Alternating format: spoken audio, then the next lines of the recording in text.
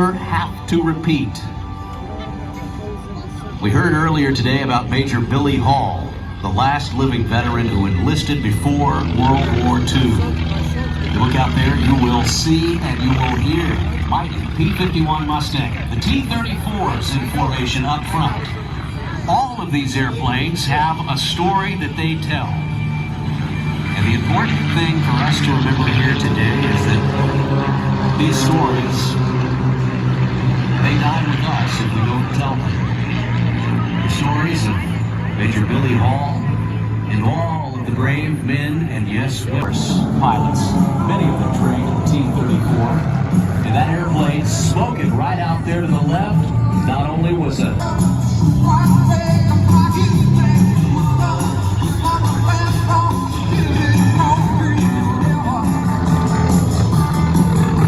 high to the left right now, John Culver. Believe it or not, the Texan actually saw service in Vietnam. They used to call it the Mosquito. The Texan continued to serve all the way into the 90s with South Africa. Back off.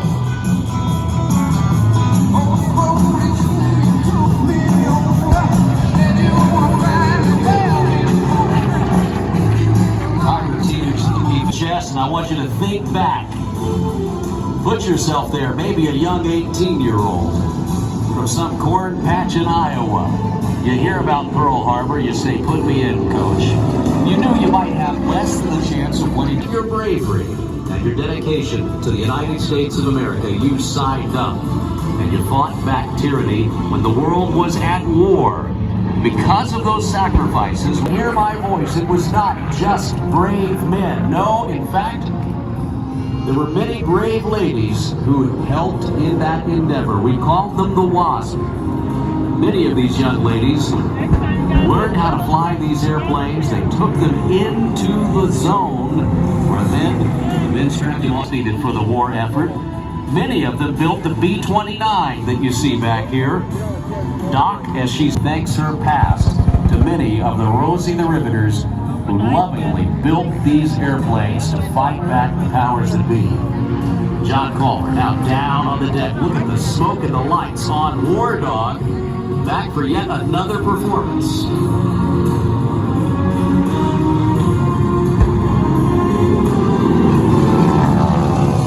Pilots, the folks on the ground, the folks in the air, the folks who were fighting battles back home that nobody understood except them. Boundaries were broken during that war, and many of them ring on today.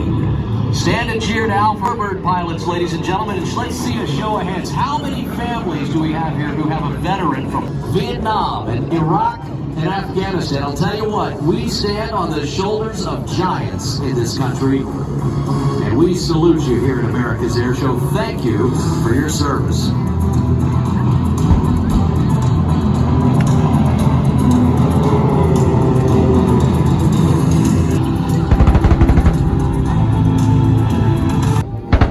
To the first shot fired from the P-51 in a very short time span.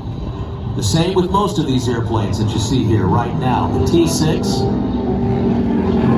even the T-28 represents this speed of engine. We needed a trainer, not like the T-6 right in front of you. We needed one that could mimic the performance characteristics of a jet. Well, that's where the T-28 comes in.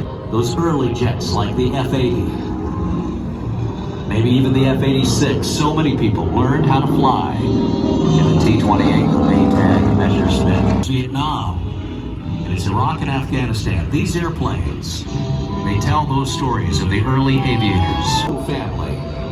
And let those young folks who are here with you today go home and remember it.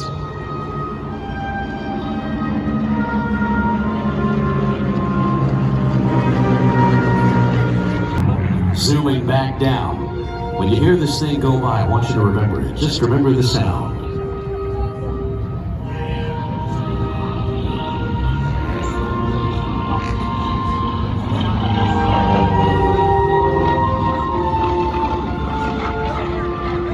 As the rule stories die with you.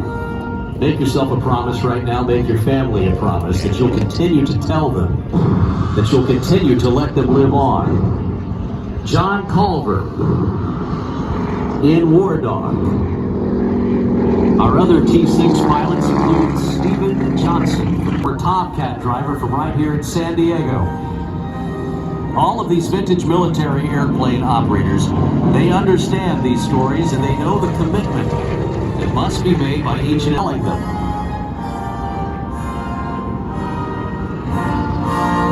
We owe these men and women who lovingly keep these airplanes flying a great debt.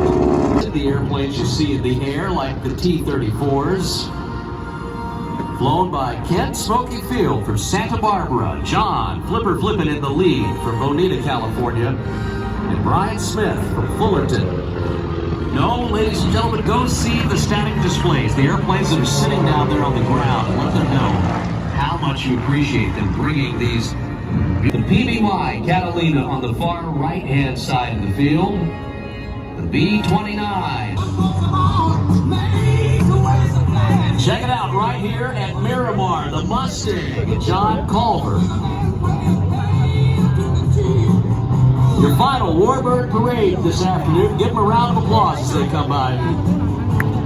Most of our pilots are flying off back home on a Sunday afternoon, including representing not only World War II, but Korea, even Vietnam. We're so thankful to have these vintage military airplanes we lovingly call the Warbirds here before us today.